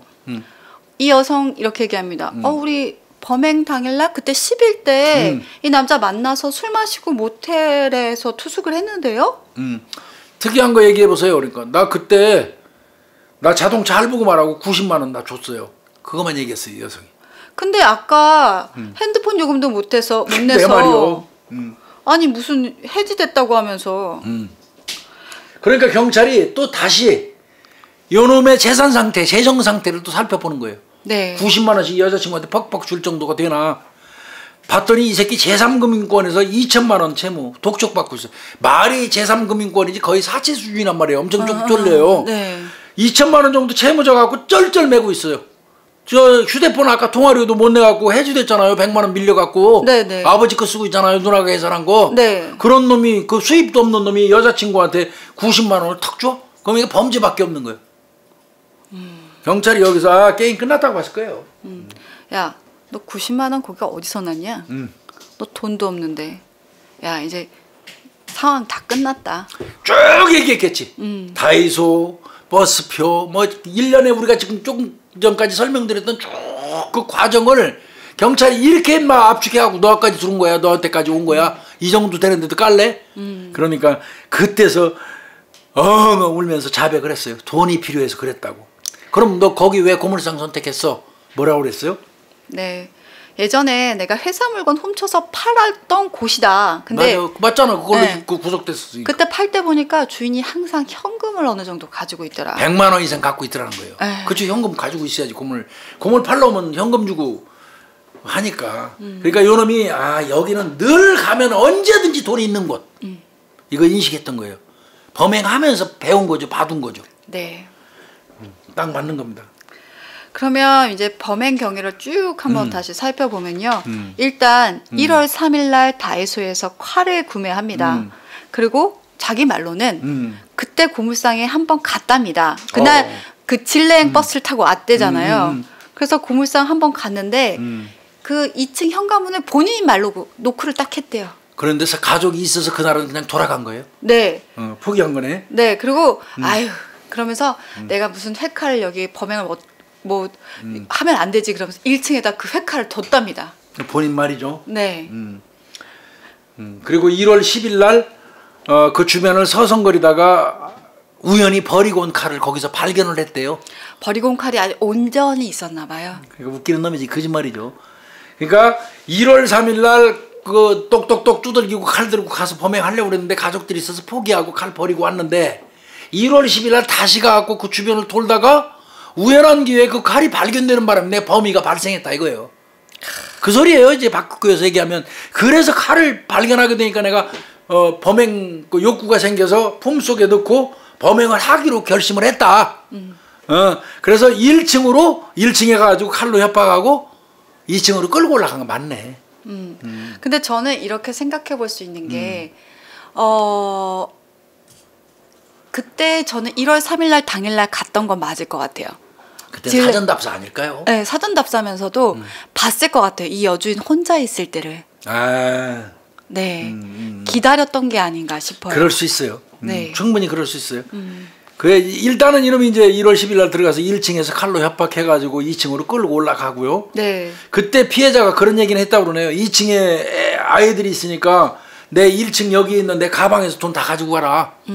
제발 좀 칼들이 되니까 그랬겠죠. 근데 아까 이 사람 관찰하던 곳이 2층이 보이는 가건물 2층이 그러니까 이거 보이는. 처음부터 거짓말이에요. 이건. 근데 이렇게 칼로 제압하고 이런 소란 정도가 있으면 위에서 2층에 있는 애들이 못 듣겠어요? 근데 이제 물론 지도 그래요. 아래층에서 칼 들고 뭐 돈 내놔라 뭐 이랬는데 애들이 있다고 위에 2층에 애들이 있으니까 이것만 갖고 가세요 그랬는데 소리 듣고도 그런 시끄러운 소리가 나는데 애들이 안 내려오는 거 보니까 요거 2층에 애들 없다는 걸 제가 인식을 했대요. 그래서 2층으로 끌고 올라갔다는 거예요. 근데 이거 아니에요. 내가 볼 때 저는 처음부터 2층으로 끌고 와서 규중분 뽑으려고 그런 거예요. 그래서 아들 방에서 대화를 하는데 갑자기 피해자가 복면을 벗기려고 그래가지고 비니 폭 뒤집어 썼나 봐요. 눈만 이렇게 나오게 입하고. 그래서 칼로 찔렀다 이렇게 얘기하는데 그건 거짓말입니다. 제가 볼 때는. 아니 교수님 일단 전 대화를 했다라는 것도 그렇고 말도 안 되고요. 그리고 칼든 여성이 혼자 있는데 그 왜소한 여성이 혼자 있는데 칼든 그 건장한 남자한테 복면 벗기면서 덤비냐고요. 말도 안 되는 소리지. 완전히 제압됐을 텐데 1층에서 2층으로 끌려 올라가면서 꼼짝도 못하고 왔을 텐데. 그리고 정말 뭐 복면을 벗기려 해서 우발적으로 찔렀다고 한다면 그렇게 16번씩 26번 찔러요. 이건 거짓말이에요. 다 거짓말입니다. 이건 내가 볼 때는. 그리고 이거는 이제 사실대로 얘기했더라고요. 증거인멸 목적으로 방어한 거. 아들 방하고 딸 방 침대에다가 휴지에다 불 붙여서 각각 던졌다. 발화 지점이 2군데잖아요. 네. 그거는 맞는 것 같고요. 그리고 아마 형사들이 물었을 거예요. 너 그때 그러면 피 엄청나게 흘렸을 테고. 그렇지. 그럼 너 그때 어떻게 나왔냐. 보니까 족적이 어디서 끊기던데. 이제 이랬을 거예요. 그러니까 이 범인이 내가 사실은 그 신발장에 있던 남자 신발을 신고 나왔다. 그러니까 뭐 운동화 신고 갔었는데 네. 이제 범행한 이후에 이제 혈족 같은 게 생기니까 그 갈색 단화를 이제 아마 신발장 열고 신고 나온 것 같은데 그 단화가 아들 신발이에요. 네. 아들 신발. 이게 중요한 게 왜 이게 중요하냐면 그 훔친 갈색 단화를 경찰이 찾아요. 이 새끼 주거지에 가고 신발장에서 찾습니다. 그럼 빼도 박도 못하는 거죠. 아니 옷은 버렸으면서 또 신발은 안 버렸네. 그런가 봐요.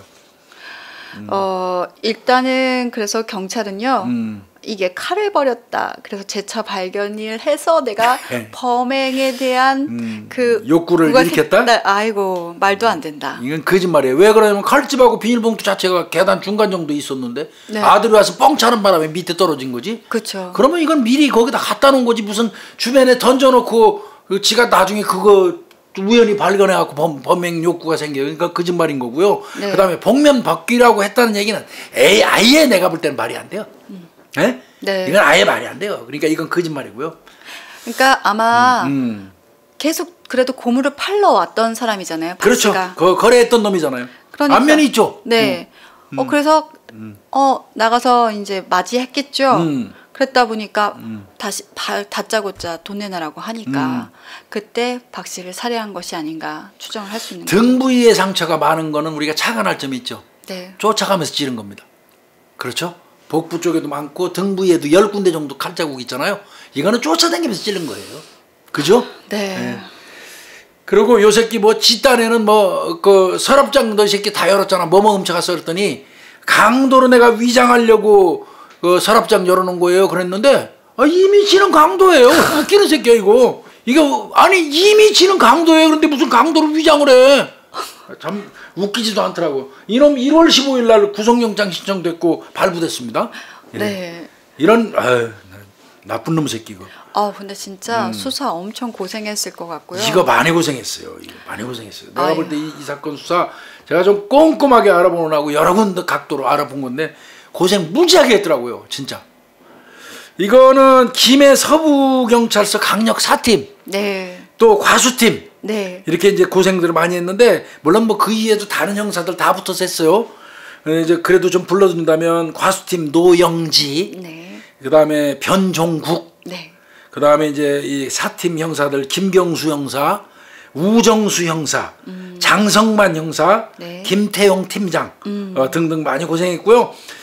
화재감식 전문수사관 그 경남청 김정학 경위 그 김정학 경위 많이 협조 받았는데 김정학 경위 그 현장 가가지고 그 화재감식하면서 획하라고 이 상처 폭이 동일하다는 거를 최초 현장에서 육안으로 딱 결정한 사람이에요. 참 고생 많이 하셨고 박수 보내드립니다 진짜. 네. 이거 이제 형량제 이거 좀 알아봤죠? 네, 이거 항상 형량 알아보냐고 교수님이 이거 고생을 골치 많이 아파요, 하세요. 이게. 네.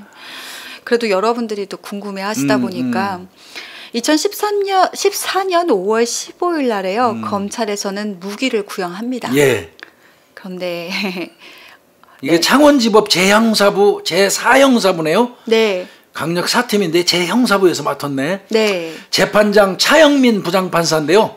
이건 이제 죄명이 뭐 나오죠. 강도살인. 네, 강도 맞습니다. 불 질렀잖아요. 네. 현주 건조물, 사람이 살고 있는 건조물, 네. 현주 건조물 방화잖아요. 그 다음에 사체 손괴했죠. 방화를 통해서. 네. 그러니까 이게 세 가지 죄명을 적용했는데 검찰은 무기를 구형했지만 징역 30년. 네. 20년 전자장치 부착. 이렇게 떨어졌네요. 네. 재판부에서요. 예. 피고인은 여성이 혼자 운영하는 고물상에 침입해 재물을 빼앗는 과정에서 자신의 신원이 밝혀질 것을 우려해 미리 준비해간 흉기로 피해자를 찔러 사망에 이르게 하고 범행을 숨기려 방화해 시신을 손괴했다. 예, 이렇게 얘기하면서 징역 30년, 네. 20년 전자발찌 부착 이렇게 했는데 이놈이 훔친 건 한 120만 원 정도 된다고 그래요. 네네네. 훔친 게 아니라 이거는 강취입니다. 절취와 강취는 달라요. 절도범이 물건 훔치는 건 우리는 절취라고 얘기하고 행위를. 네. 강도가 빼앗는 행위는 강취라고 그래요. 네. 이건 강취입니다. 강취.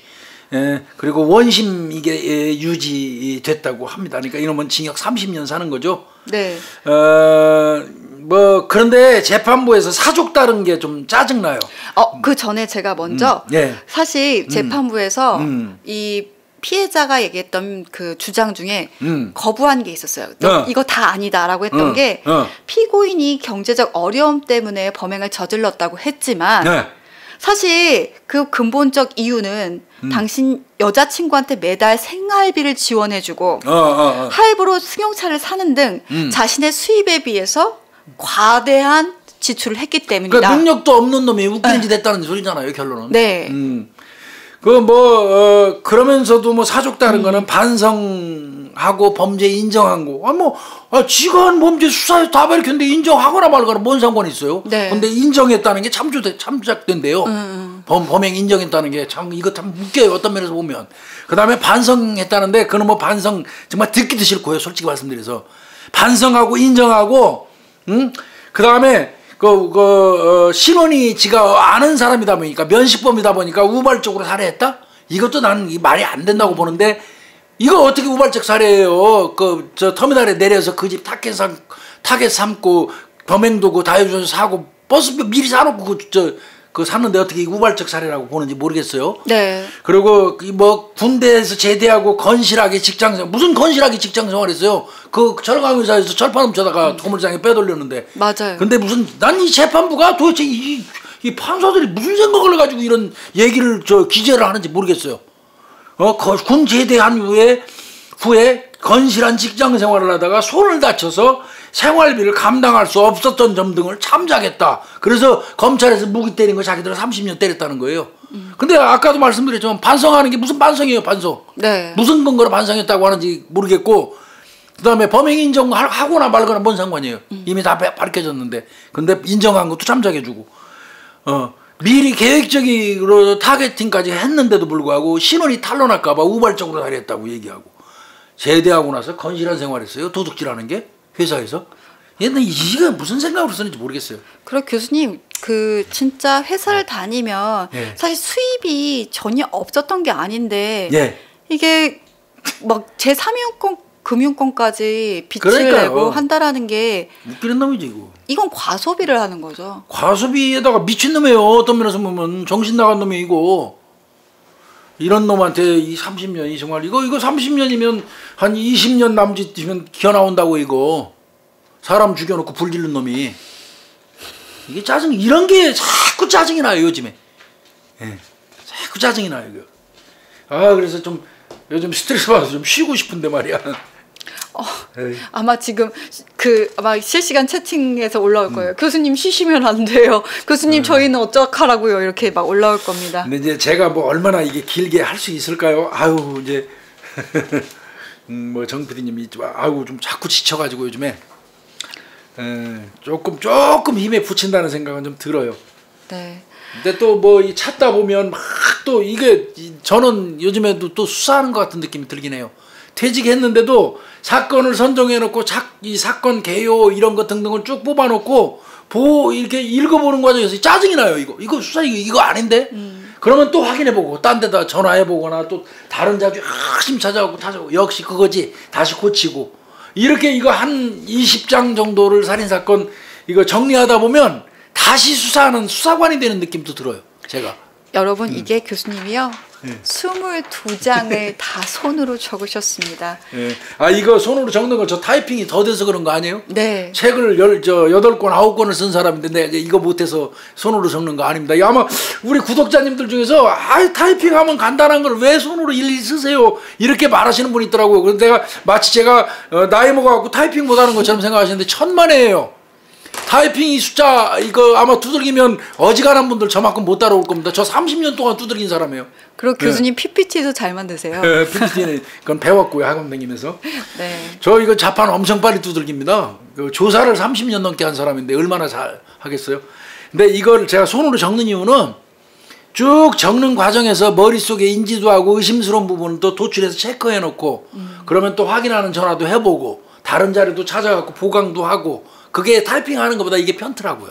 손으로 쓰는 게. 네. 그래서 이렇게 보시다시피 빨간 펜으로도 하고 파란 것도 하고 줄 두고 놓고 전화번호도 써놓고 그래요. 네. 그러니까 그렇게 하시면 되겠고요. 네. 하여튼 이거 긴 사건 우리 김유희 프로파일러 오늘 많이 힘드는데. 아유 아닙니다. 힘들겠어. 네. 항상 마지막에는 정말 뭐랄까요, 이 처벌이라든지 아니면 범죄자의 그 변명 때문에 너무 예. 화가 납니다. 또 마지막에는 정말 외수하셨던 분이 얼마나 공포 속에서 돌아가셨을까. 그분의 명복을 진짜 진심으로 빌고요. 네, 안타까운 마음이 듭니다. 오늘 고생했어요, 장시간. 네, 교수님 감사합니다. 네, 수고했어요.